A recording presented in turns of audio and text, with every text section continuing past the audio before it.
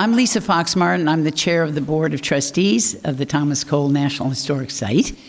And I welcome you all here. This is our first. It was supposed to be our second, but it's now our first. This is very glorious. We were snowed and frozen out in January. So our speaker could not make it north from Virginia. And so this is very exciting, our first of four talks here in the new studio. So I'm here to really thank you for coming and for your support, and to introduce our wonderful executive director, Betsy Jacks, who will introduce our speaker today. So thank you so much, and I hope we'll see you at other talks later every month that we have until April, through April, right? You'll tell them about it. Yeah. Right. Thank you.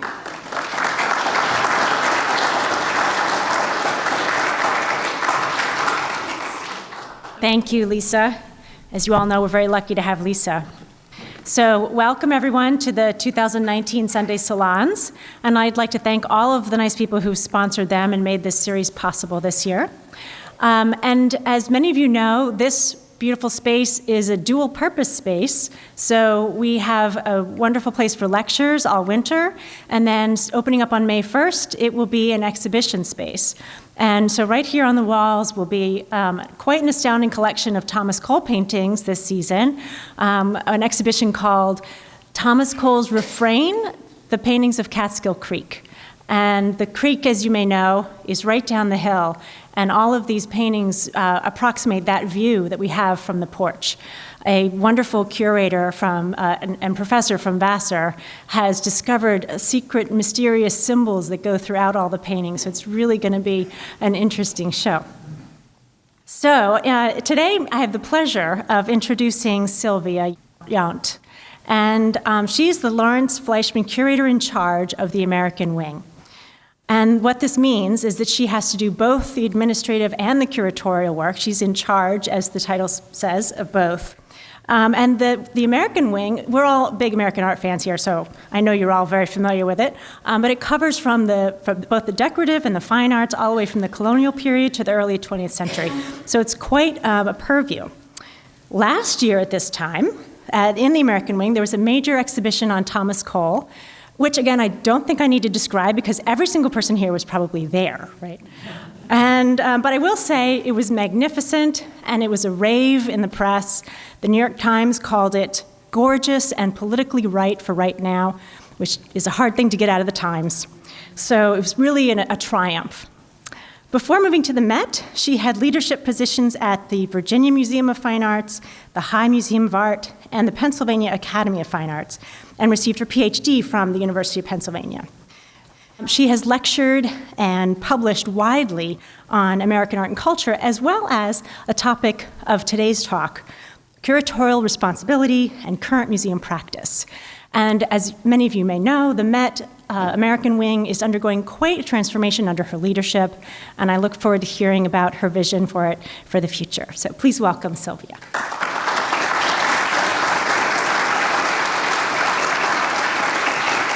Thank you. Thank you so much. Thank you, Betsy, and for all your team, for all their wonderful hospitality and graciousness in putting this together, and Lisa, and all of you.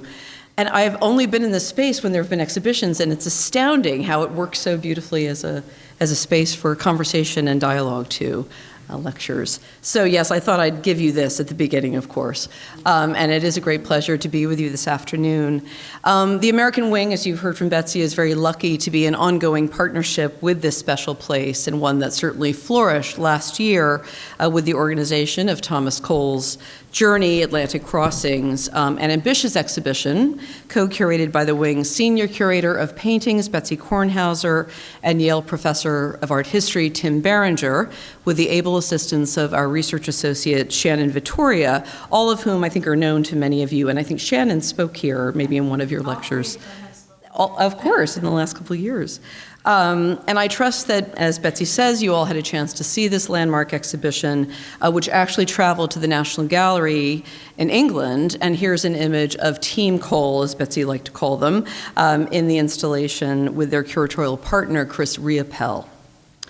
That the show was received so well in New York and London, as Betsy said, with both critical and popular raves, not only underlines the artist's ongoing relevance, which we all know certainly in this circle, but validates the Wing's commitment to exploring more canonical American art, such as Thomas Cole, but with new perspectives that really move the field forward. And I was very flattered when Betsy Jackson invited me to speak with you about how the Wing, along with many other museums, we're certainly not alone in this, how we're reconsidering not only our iconic holdings, such as works by Thomas Cole, we're about to do the same thing with Winslow Homer, but also expanding gallery narratives and really in order to broaden the definition of American art for 21st century audiences. And this is an effort that's grounded certainly in critical issues of institutional relevance and access. It's unsurprising that this approach is being more widely debated and embraced in this challenging time of fractured identities and cultural values that are calling into question our understanding of what constitutes America, and by extension, American art. Is there any way we could bring that light down maybe just a little bit? I feel like I can't see you. It's right in the, maybe just a bit, but we'll keep going. So in the post-Charlottesville heated dialogues over contested histories and meanings of public monuments, particularly memorials to Confederate generals erected long after Appomattox and the failure of Reconstruction during the Jim Crow era, as potent expressions of lost cause ideology and systemic American racism, museums have been frequently, thank you, that's great, have been frequently mentioned as the appropriate repositories for these works.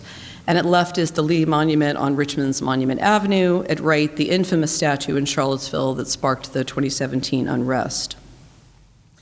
And as I'm sure you're aware, there's ongoing trouble in the Commonwealth just this week, an unbelievably painful hot mess. Now, whether you're an advocate for removal, relocation, or contextual reinterpretation, the fate of these large sculptures, intended for outdoor public display, of course, does not, in my view, lie with art museums. It's fair to say that American museums already have their fair share of appropriately scaled, problematic works, right? Shaped by this country's original sins of genocide and enslavement, as well as related struggles regarding oppression and resistance, discord and protest, some even by famous artists. For example, this is Thomas Crawford's Mexican Girl Dying, a mid-19th century neoclassical marble that sits rather uncomfortably in the Wing's American Engelhart courtyard, only recently interrogated critically by the mestizo contemporary artist Livia Corona Benjamin through our current Native Perspectives label project. And if you go through the American Wing now, you'll see these purple labels that actually link it to our Native American initiative right now. And we've brought in contemporary Native scholars and artists to respond to these works, these Euro-American representations of Native subjects. Among the things that strikes me about this frequent call for moving these troubling monuments indoors, which of course is an enormous logistical, if not political, as well as political challenge, is what it reveals about current public perception and how that perception impacts museums' complicated self-positioning during these turbulent times. Yes, museums are on one level inherently conservative institutions due to their focus on long-term preservation and interpretation of the cultural past and present. But at the same time, 21st century museums, be it of art, science, history, are so much more than that, having strategically expanded their missions to welcome, entertain, and educate more inclusive audiences, in the process creating a new kind of public square. And it will come as little surprise to this audience that a wide range of people have tremendous interest in what we have and what we do, and have found a sense of shared belonging in our midst, even while periodically questioning who gets to speak for disquieting works and to decide what museums should and should not exhibit.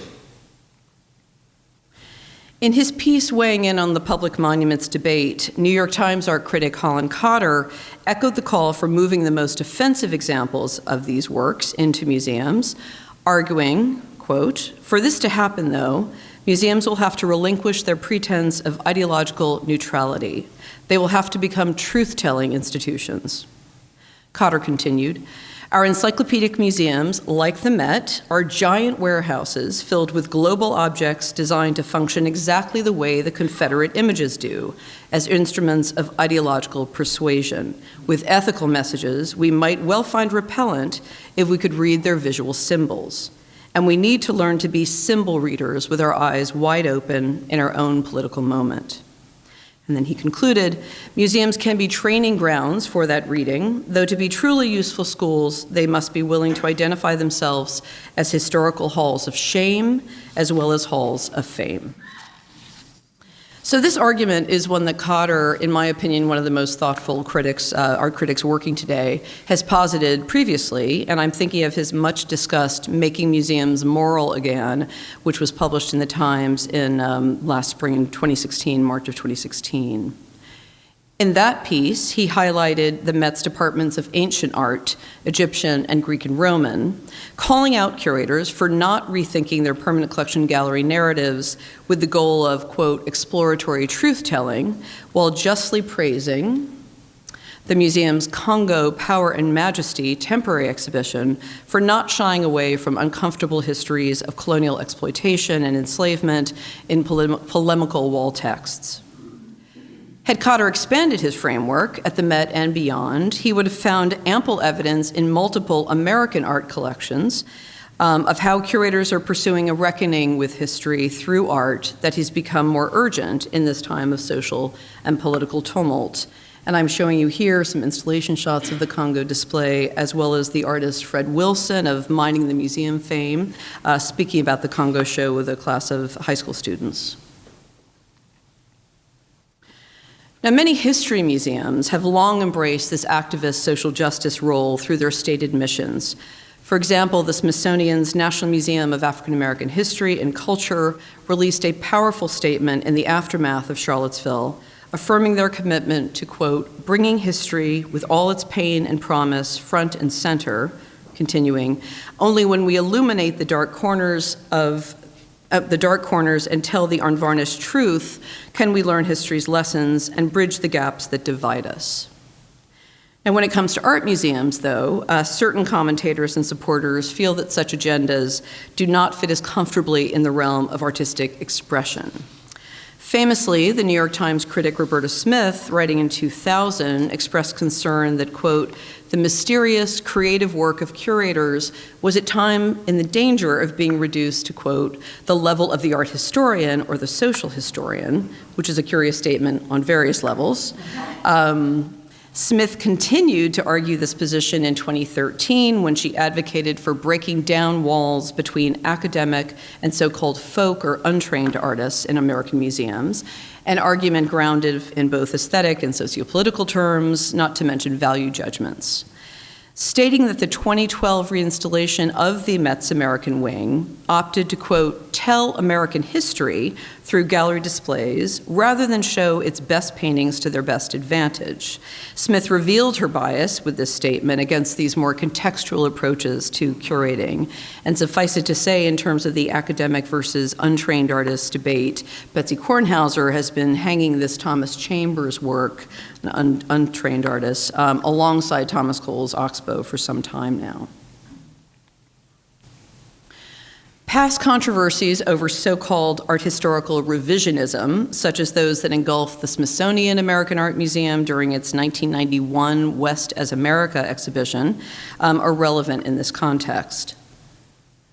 So is the Met's much reviled 1969 Harlem on My Mind exhibition in terms of the issue of inclusive artistic agency. And the long-term reverberations of both efforts continue to be debated. There's no question that these cultural battles still haunt and inform curatorial practice as institutions are increasingly called on to choose a path of broad or focused, inclusive or exclusive approaches that not even the most hidebound museums can ignore. Some, then and now, would question whether art museums should be more than sanctuaries for quiet meditation and reflection. But it's important to recall that the first encyclopedic art museums in this country were actually established with far broader agendas, largely that of cultural reform, rather than just goals of aesthetic contemplation and connoisseurship. The Met, for example, was incorporated in 1870 and opened its first home on 14th Street, just off of Union Square, in 1872. Boston and Philadelphia followed soon after. All were outgrowths of the popular phenomenon of World's Fairs and modeled after London's South Kensington Museum and its example of collecting international artworks and plaster casts of famous sculptures as tools of practical education and design. And in fact, the MFA's early motto was art, education, and industry. The Met's founding mission was emphasized this relationship between a museum and a library for art, quote, encouraging and developing the study of the fine arts and the application of arts to manufacture and the practical life, of advancing the general knowledge of kindred subjects, and to that end, of furnishing popular instruction. While these institutional holdings were soon supplanted by more traditional fine arts, largely donated by wealthy donors, wealthy collectors who prioritized the concept of the masterpiece, what can be interpreted in the original mission statement of the Met as something more akin to a public library of visual culture is echoed today by our president and CEO, Daniel Weiss, who calls the museum a cultural university that produces knowledge through exhibitions, conservation work, research, and scholarship, and represents a commitment to human achievement and cultural ethics and empathy.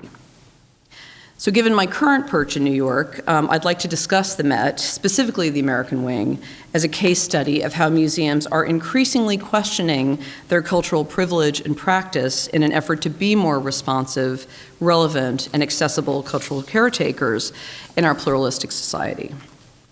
While the Met is by no means alone in this effort, the weight of our history, our scale, and resources inevitably bring greater public scrutiny and expectation. The Metropolitan Museum has always been sensitive to the importance of founding legacies that have shaped the institution for nearly 150 years now, and I'm showing you our first purpose-built building, our home in Central Park, the 1880 Ruskinian Gothic designed by Calvert Vaux and Jacob Ray Mould, that Edith Wharton referred to in her great New York novel, The Age of Innocence, as mouldered in unvisited loneliness. Not a problem we have today. Founding Met trustee and architect Richard Morris Hunt's 1902 Beaux-Arts building, with its grand entrance on Fifth Avenue, ushered in a new era of critical reputation and visitor popularity that continues to define the Met today, 7.3 million visitors and counting. And indeed, the Met today is not your parents' or grandparents' museum, having become more experimental, interdisciplinary, and cross-cultural in its focus. While still interested in producing grand historical narratives as well as spectacle, one critic has called us a history writing and editing machine. And if you saw the Delacroix show, you know what he's talking about. The museum is less a dusty repository for works of art of the past than a place of so-called living culture, where aesthetic experiences can be found not only in our extensive galleries, but in our performance spaces and on our website. For example, we're privileged to host an artist in residency series, a resident series, which has greatly benefited the American Wing in particular. And in 2017, Nate DeMeo, known for his popular podcast, The Memory Palace, which I'd highly recommend it if you're podcast people, introduced a fresh perspective on the Wing's collection by crafting 8 evocative stories inspired by a range of objects. These, what he called aural experiences, which expand the amount of information and interpretation curators can provide well past a 100-word label, are available to visitors in our galleries via highlighted signage as well as on our website. From a meditation on an early 19th century glass bottle to the Hudson Valley native John Vanderlyn's Versailles panorama to the complex identity of mixed-race sculptor Edmonia Lewis, all of these subjective narratives express the knowledge that, in DeMeo's words, a work of art can contain so much more than is there before you. The issues and themes explored in these commission programs, shifting definitions of American art and culture, diversity and representation, and rich narrative content, resonate with the Wing's departmental goals, which align quite neatly with the Met's current institutional plan adopted roughly 3 years ago.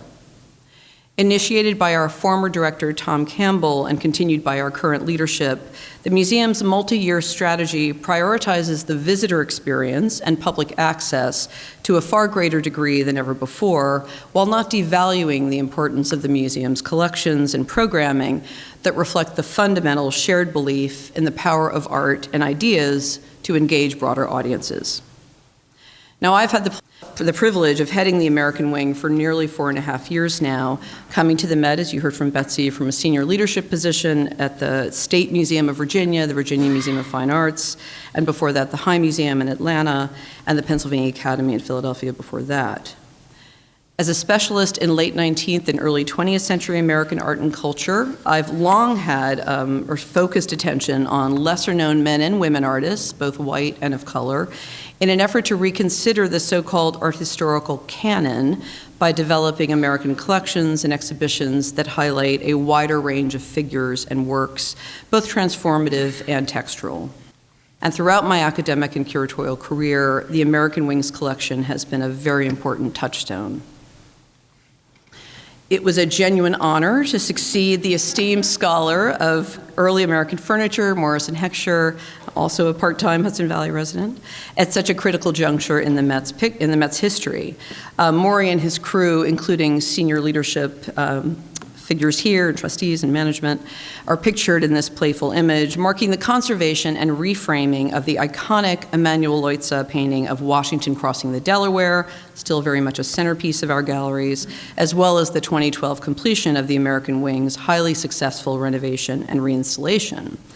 That ambitious effort emphasized to a greater degree an intellectual framework of American history through a series of new paintings and sculpture galleries that included folk art, the Civil War, and the West, for example, as well as decorative art installations organized by media and interactive interpretive screens for the Wing's storied period rooms. Fast forward 7 years, and the department's curatorial staff now consists of 5 specialists in decorative arts and 5, myself included, in painting, sculpture, and works on paper, as well as 2 talented research associates and a rotating number of fellows and interns, a staffing that represents a return to a balanced complement of expertise. Today, the Wing's holdings of some 20,000 objects represent colonial to early modern, that is mid-17th to early 20th century, African, Euro, Latin, and Native American painting, sculpture, drawings, and decorative arts, including furniture, textiles, ceramics, glass, silver, metalwork, jewelry, period rooms, these historic interiors, as well as architectural fragments produced by both highly trained and self-taught artists, both known and unidentified, adding up in effect to a museum of an expansively defined American art housed within an encyclopedic global museum. A large number of these works are on regular view throughout our 75 galleries, while more than 7,000 of those are displayed in our Luce Center for the Study of American Art, an open storage space on our mezzanine level that the Met inaugurated in 1988. It was actually the first of those many Luce study centers, and one that the contemporary Brazilian, New York-based artist Vic Muniz has called, quote, a semantic maze, transgressive and empowering. Much of the work in the American Wings collection is iconic in nature, with numerous textbook examples of painting, sculpture, and decorative art. Yet since arriving at the Met, I've been very keen to interrogate our claim of having the most comprehensive collection of American art in the world, as one generation's canon is another's by a survey. As some of you may know, the American Wing was established in 1924 in the midst of a popular colonial revival zeitgeist then sweeping the country that valued both ancestor worship and the Americanization of newly arrived immigrants, so a very clear didactic purpose from the beginning. The major collecting focus of the department at that time was initially British American, colonial, and federal decorative arts and Americana, a test run for which was explored in the very popular Hudson Fulton exhibition, a loan exhibition of 1909, which was really the Met's first foray in showcasing chronologically installed American art in its then special exhibition galleries. This landmark Salon show was part of New York's commemoration, of the 300th anniversary of Henry Hudson's exploration of the river that bears his name. Robert DeForest, who served as the chair of the celebration's art committee, later noted that the Hudson Fulton exhibition was not only intended to mark an important historical event, but to, quote, test out the question whether American domestic art was worthy of a place in an art museum. The popularity of that exhibition, seen by nearly 300,000 or over 300,000 visitors in just over 3 months, proved that it was indeed worthy, and the Met soon committed itself to building a collection of colonial and federal decorative arts. Efforts like the Hudson Fulton exhibition overlooked the production of New Spain, New France, and New Netherland in favor of British America, which was very much a focus typical of the time. And I'm showing you here an image at the upper left is one of the Hudson Fulton extravaganza, and then the lower right is one of our neoclassical parlors that kind of evokes that mix of decorative and fine arts that define the larger show. While traditional philosophies and approaches to the American past, as well as ideas of Americanness and cultural nationalism, certainly determined the character of the wing from its 1924 founding through the World War II years, in fact, it was soon moving forward. Writing on the occasion of the wing's 25th anniversary in 1949, the magazine Antiques described the wing as, quote, a pioneering effort that led the way in furthering knowledge and appreciation of our American heritage. And they continued, it is no exaggeration to say that its influence has been felt directly or indirectly by all the museums and historical societies working in the American field, all restorations, public and private, all the publications on antiques, and all the collectors of American things. The editorial went on to call for an expanded educational mission and a focus on the 19th and 20th centuries, something we were not looking at in those years, as the wing looked to its future, given the, quote, profound, enthusiastic, and inquiring interest that exists all over the country in the symbols of our own background. In fact, the 1960s was an important decade for the wing, during which time planning began for the first major renovation of its galleries. Missing the opportunity to coordinate the reopening of the much expanded wing with America's bicentennial year due to New York's fiscal crisis in 1975, we know that story, it would be another 5 years before the project was completed. So in 1980, the new galleries and courtyard were enclosed in this dramatic skylit design by Kevin Roche, John Dinkeloo, and Associates, one that continues to be among the museum's most popular public spaces. This transformative development broadened the American wing's character and scope, and the latest multi-year renovation and reinstallation, which was completed in 2012, provided even greater flexibility for presenting varied narratives with a range of objects. And today, our collections continue to evolve. The American wing is one of the Met's largest of its 17 curatorial departments and the only Western collecting area at our institution that regularly blends painting, sculpture, drawings, and the decorative arts. The impressive breadth and depth of these holdings gives us a unique opportunity, I feel, to tell more expansive stories of American art, life, and identity, both through our mature holdings as well as new acquisitions that broaden the collection and gallery narratives for our visitors. To this end, we've been more intentionally addressing notable weaknesses in our collection by acquiring significant work by underrepresented artists. For example, the early 19th century portrait painter, this wonderful work by Joshua Johnson, America's first professional black painter to earn a living from his art. The son of a white man and an unidentified enslaved woman, Johnson apprenticed to a blacksmith before achieving his freedom in 1782, becoming part of Baltimore's large free black population.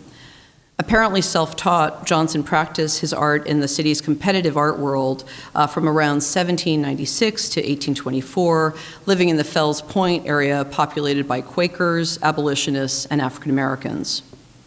While many of his commissions came from the city's prominent white merchant families, he also painted a more middle-class clientele composed of sea captains, shopkeepers, artisans, and other neighbors, and yet only 2 works of black sitters have been attributed to him. Johnson produced the bulk of his work between 1803 and 1815, a time when Baltimore was a much more progressive city and open to free blacks before the laws became more restrictive, and with more than half of his oeuvre actually featuring children. Emma von Nahm is arguably his most ambitious and engaging portrait of an individual child. While it shares numerous characteristics found in other Johnsons, it is distinguished by an almost bravura demonstration of the artist's talents in its nuanced palette, compositional complexity, and deft handling of details, particularly in the child's dress and demeanor. A sophisticated and savvy artist, Johnson was well aware of the taste of the city's merchant class for portraits by members of the Peel family, and his work was certainly informed by their example. Soon after I arrived at the Met, I worked with our curator of silver, Beth Weiss, and our curator of textiles and period rooms, Amelia Peck, on this complimentary display of Boston silver, which, as many of you know, was far more valued than portrait painting in 18th century British American society. To hang it, to show the silver along with this extremely rare portrait by the first documented enslaved painter working in the colonies, Prince Dama. Amelia had acquired this portrait by Prince of William Duguid, who was a Scottish merchant, Scottish-born, Boston-based merchant, and she had acquired it a few years earlier due to her interest in the sitter's chintz dressing gown, this banyan. And she included it in her groundbreaking 2013 Interwoven Globe exhibition, which I hope many of you saw. It explored the international market for 18th century textiles. But the portrait itself had yet to be shown in our main galleries of the wing. After it went on view in our Colonial Portrait Gallery, painting gallery, Amelia co-authored an article for the January 2015 issue of the magazine Antiques on this fascinating but all but unknown artist with a Massachusetts-based historian who was researching Prince Dama's work and actually had first alerted Amelia to his identity. So to date, only 3 portraits have been identified by this figure, the only known works to survive by an enslaved artist working in colonial America. We're continuing to research this material and hope that more works will be turning up by him. The later acquisition of this pair of mid-19th century Hiawatha and Minnehaha marble busts by the multiracial sculptor, African-American and Native American Anishinaabe, Edmonia Lewis, has allowed us to explore counter-narratives about artistic identity, practice, and interpretation in relation to other depictions of Native subjects by male Euro-American artists, which are on view in the same gallery. Our Civil War and Reconstruction Gallery features more representations of African-American subjects by noted artists such as John Quincy Adams Ward, Winslow Homer, Thomas Anschutz, more works than any other space in the wing, but until recently we were missing work by African-American artists in that gallery. Now we have this striking 1890 oil by Charles Ethan Porter, who was the only 19th century black artist in America to specialize in still lifes and one of the first to exhibit his work nationally. Porter studied in New York and Paris and painted this work at a time when the watermelon, an earlier symbol of American abundance, and during the Civil War period, one particularly associated with free blacks who grew and sold the fruit, and it really became seen as a symbol of their emancipation and self-sufficiency. But in the 1890s, as you may know, it was increasingly becoming recast in popular terms as a symbol of virulent stereotyping. So by reclaiming the American subject in artistic terms, Porter challenged a contemporary racist trope. After decades of success painting still lifes of fruit and flowers with the support of patrons such as Samuel Clemens and Frederick Edwin Church, Porter died in poverty and obscurity, but a resurgence of interest in his work has dated to the 1980s, and we're still kind of rediscovering much of his work today. Pursuing this commitment to artists of color in decorative arts has been a bit more challenging due to fewer available works by identified black artists. So we were understandably thrilled when one of our friends of the American Wing agreed to lend us their magnificent mid-19th century stoneware jar by the enslaved literate potter David Drake of Edgefield District, South Carolina. Currently on view in our Civil War and Reconstruction Gallery, which in some ways has become a space that encapsulates the wing's current approaches to display and interpretation, complicating history with a range of works by a diversity of artists that are addressing both the period itself as well as legacies, ongoing legacies. But the Drake jar will actually be the centerpiece of an upcoming exhibition on Edgefield stoneware being organized by my curatorial colleague, Adrienne Spinozzi, who's pictured here. We've positioned the Dave Drake jar between two very different representations of the radical abolitionist John Brown, one by the 19th century Philadelphia figure painter Thomas Hovenden, and the other by the mid-20th century regionalist John Stuart Curry, which is actually on loan to us from the museum's modern and contemporary department. But this pairing has really opened up the dialogue of the conversation about race and representation in that gallery, in addition to allowing us to explore aesthetic issues of style, of course, and artistic practice.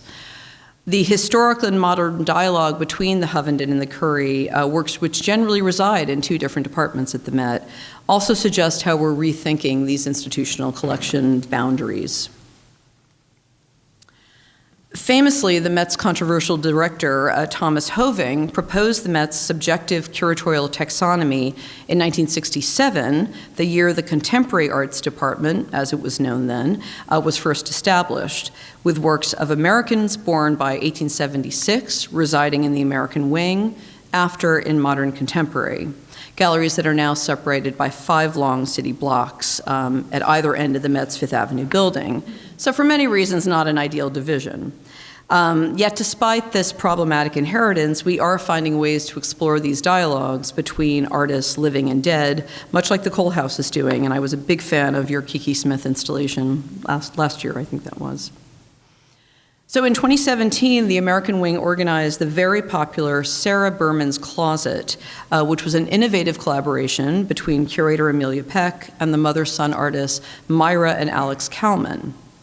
The partnership represented the first time that the Wing's historical interiors were interpreted through a contemporary lens.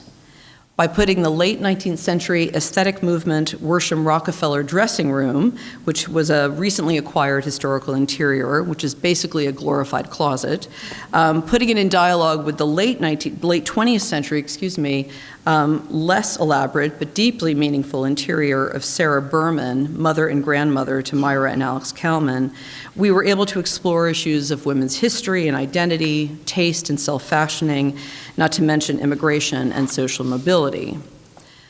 So in these terms, the Wing is moving beyond the exceptionalist question of what is American about American art, which defined the field, the academic field, certainly from roughly the 1930s to the 1980s, longer in most museums. And we are also now asking, when is American art? Probing outmoded chronological divides between historical and modern works. We are also considering where is American art, embracing a more hemispheric definition of American by introducing a gallery of colonial Mexican art, an initiative of our Latin American specialist, Rhonda Castle. In Rhonda's inaugural installation on collecting the arts of colonial Mexico, which opened roughly 3 years ago and has continued to evolve, she tells the fascinating story of the American Wing founders, the DeForests, their intentions for the department in this one single gallery. As it happened, Robert DeForest envisioned a permanent gallery of Mexican art at the Met, and Emily DeForest, in 1911, offered to donate to the museum as part of her collection of Mexican ceramics, specifically Talavera de Puebla, with that purpose in mind. And here is an example of one of her most important pieces in the pottery collection, as well as an excerpt from a letter she wrote to the Met's director about her proposed gift. While the DeForest's persistent advocacy at the museum led to a traveling exhibition of Mexican arts in 1930, curated by MoMA's René Darnancourt and organized and circulated by the American Federation of Arts with funding by the Carnegie Corporation, their dream of interweaving Mexican art and artifacts into a narrative of more mainstream American art remained elusive at their home institution due to a lack of interest on the part of future administrators and curators. So we're very glad to be in a position now to honor some of our founders' original intentions with that one gallery and more.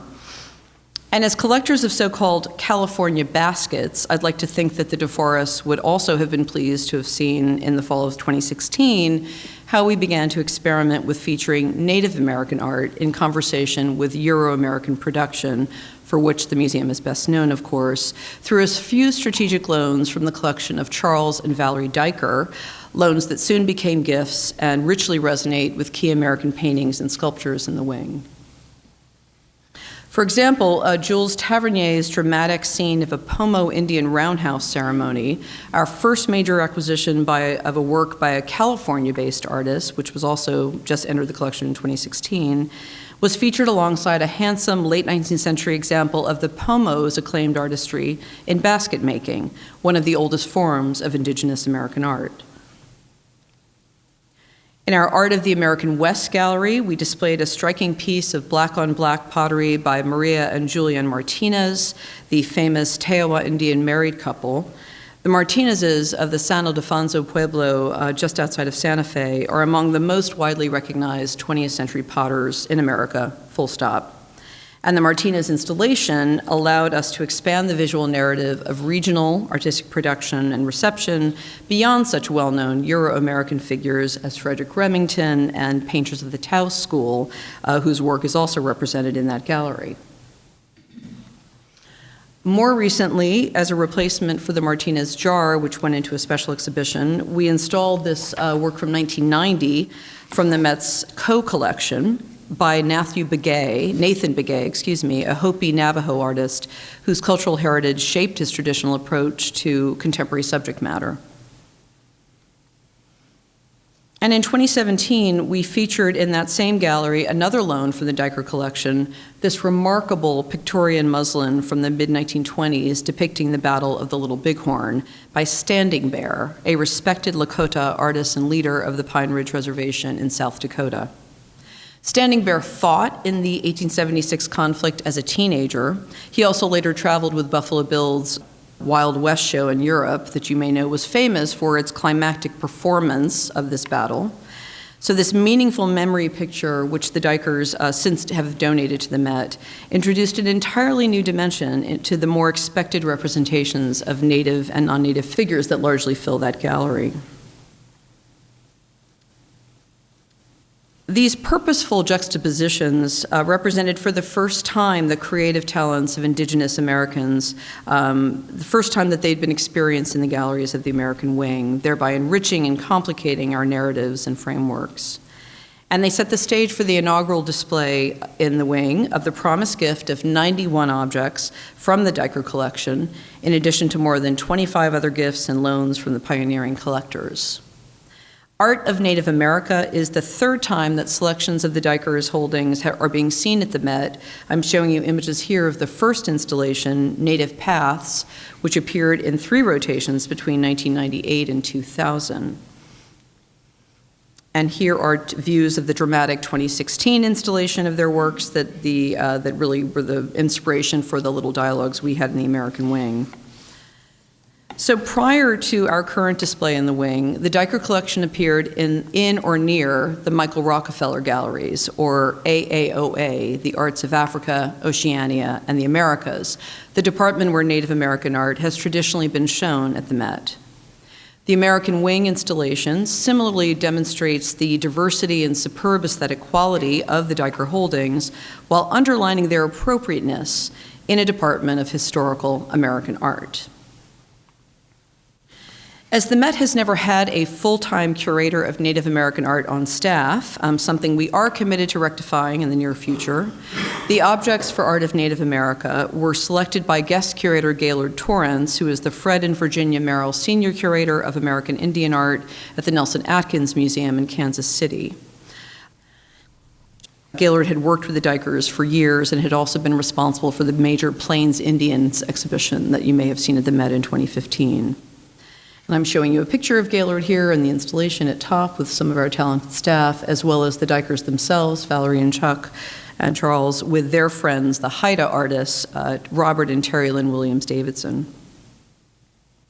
The featured objects in the current display of the Diker collection in the American wing include painting, sculpture, drawing, regalia, ceramics, and baskets by both identified and unrecorded makers, representing the extensive artistic achievements of culturally distinct indigenous people throughout North America and across time, from the second to the early 20th century. They also reveal a broad range of artistic practice from various regions of the US and Canada, the woodlands, western plains and plateau, California and Great Basin, Southwest, Northwest coast, and the Arctic. Represented nations include Acoma, Apache, Cheyenne, Creek, Crow, Hopi-Tewa, Lakota, Pomo, Seneca, Seminole, Tlingit, and Zuni, among others. Some of the greatest strengths in the Diker collection are sculptural objects from the British Columbia coast and Alaska, California baskets, pottery from the southwestern pueblos, plains drawings and regalia, and rare accessories from the eastern woodlands.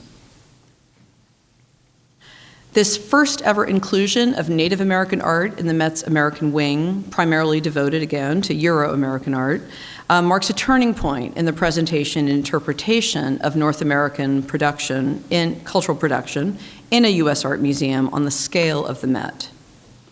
Resisting the more common anthropological framework or ethnographic paradigm of so-called tribal art, the works, or ancestors as they're considered by Native peoples, are presented as expressions of pronounced creative skill and cultural meaning, situated in a historical framework that aligns with that of the broader American wing, a decision that has been praised by some and criticized by others.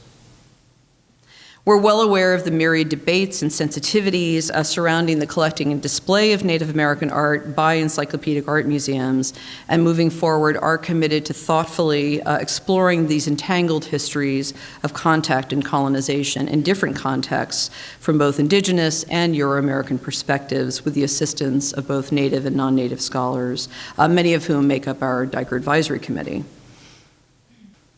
Art of Native America was intended to be a very different installation of this special material than those previously seen at the Met, and I showed you those photos earlier, both in its design, a much more minimalist display that privileges the artworks in a light and airy space, as well as in its conceptualization.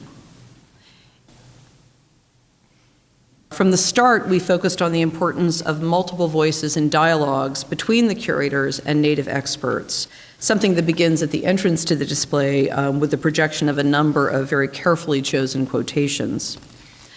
We also believed it was important to include a credit panel, which is a rarity for the Met, including a land acknowledgement, as well as an identification of the guest curators, advisory committee members, in addition to the Native contributors and the Native contributors to the interpretive text throughout the installation, texts that share perspectives of both past and present.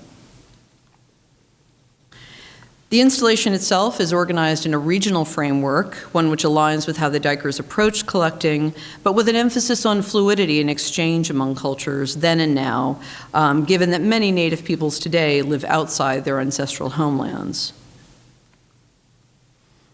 I personally felt it was important to open the display in the Eastern Woodlands, which of course a nod to our New York location, and we were interested to learn in the course of our project that New York City has the largest and most diverse urban population of Indigenous Americans anywhere in the country, based on recent census records. This section features a number of very historically significant works, including this remarkable shoulder bag that's missing its strap, made by an unknown Anishinaabe woman. The iconic piece was once owned by the Reverend Peter Jones, the first Indigenous North American to be ordained as a Methodist minister, and he is pictured at left in what is believed to be among the earliest photographs of a named Native American. The Met is lucky enough to own this print by the Scottish photographers Hill Adamson, and it is currently being featured actually in a complementary installation in our Luce Center, Artistic Encounters with Indigenous America, that was actually curated by Shannon Vittoria, who after the Cole Project moved on to work with me on the Native American Initiative. I thought I would just quickly share some of the other key highlights in the Diker collection, some Northwest Coast and Arctic work, this extraordinary Tlingit mantle and Yupik mask, a plains girl's robe made from a young deer hide, and here's an image of how the robe would have been worn by the mid-19th century Swiss-American artist Karl Bodmer, whose work will actually be featuring at the Met in relation to the Diker collection in 2021. A group of haunting ledger drawings and a vivid shield by a known artist, Joseph No. Two Horns. This compelling water jar from the Southwest by the matriarch of Hopi Teowa polychrome work, Nampeo, and impressive baskets from California and the Great Basin, made largely by identified women. I think something like 12 out of the 15 baskets on view in this section are by women whose names we know. For example, Carrie Bethel and Elizabeth Hickox, who produced these inventive works for the commercial marketplace in the early 20th century. Here's the vestibule entrance to the gallery from the Temple of Dender side of the wing, with this photo evocatively mirroring the ghostly presence, marble presence of George Washington, which speaks volumes, leads a lot of interesting different narratives there. Flanked by this longer welcome and land acknowledgement from our colleagues at the Lenape Center in Lower Manhattan. This is the first time that such a statement has appeared on the walls of the Met. We also felt it was important to feature a native work in direct dialogue with some of the better-known Euro-American collections on the main floor of the wing, here from the early federal period. And this exquisite, this Naskapi hunting coat, likely from Labrador, Quebec, and clearly informed by French or other European colonial dress, was the ideal example of such an object of kind of cultural exchange and hybridity. So these important relationships also determine the shape and program of our opening event, which drew nearly 700 guests, including large groups of native students from Yale and Columbia. Here's the Yale group at upper right. And we were especially lucky to involve Ty Defoe, the New York-based multidisciplinary artist of Ojibwe and Oneida descent, here communing with Augusta St. Gaudens's Hiawatha sculpture. Ty Defoe also offered a hoop dance at the press opening and preview and contributed to our Native Perspectives label project. I showed you the one earlier. There's another purple label. And our colleagues in museum education, especially Met Live Arts, organized an amazing opening public event in partnership with the Canadian Consulate, highlighting First Nations artists like Iskwē, seen here.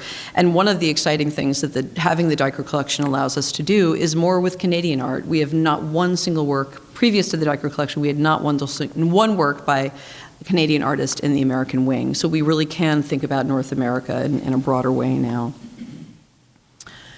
Then on Indigenous Peoples Day, the Met's Popular Artists on Art series featured 3 Native performing and visual artists, Martha Redbone, Jackson Paulus, and again, Ty Defoe, speaking about works in the Diker collection. And I'm mentioning these public programs because it's been particularly important to us to partner with a range of contemporary artists to underline the significance of these living cultures, as we only have historical works in the Diker collection. The latest work goes up to about 1930. So I want to close by emphasizing that while this iteration of the Diker installation will be on view for 1 full year through next October, the Met has made a 10-year commitment to featuring Native American art in the Wing's Wolf Gallery. So this is really just the beginning of our new venture, and future responsive displays of both Native and non-Native work, Euro-American work, replacing light-sensitive works in the Diker collection. We can't have them on view for 10 full years. We'll further explore these cross-cultural dialogues. For example, these might include a close look at one of our icons, George Caleb Bingham's Fur Traders Descending the Mississippi, looking at it in terms of maybe hybrid identities and kinship ties. Or Louis Comfort Tiffany's Native-inspired basket chandelier that was actually commissioned by the founders of the American Wing, Robert and Emily DeForest, whose collecting taste, as I mentioned earlier, ranged from Native and Latin American art to more traditional British American decorative arts.